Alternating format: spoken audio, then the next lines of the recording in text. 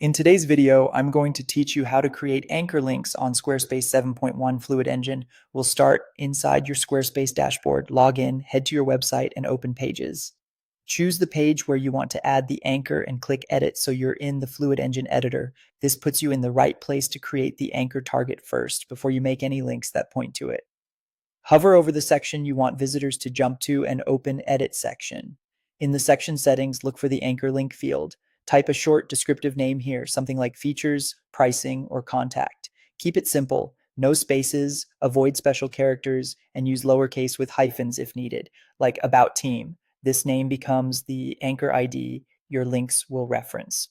When you're done, click Save to store that anchor on the section. Now let's create the link that will scroll to that spot. On the same page, go to the place where you want the link to appear. This could be a button, a text block, or even an item in your navigation. Open the content settings by clicking the pencil icon, then choose the link option. If the link is on the same page as your anchor, type a hashtag followed by the anchor name in the URL field. For example, hashtag features. That tells the browser to stay on the page and scroll directly to the section with that anchor ID. If you're linking from a different page, use the full URL, including the page slug, followed by a hashtag and the anchor ID, something like yoursite.com services/pricing.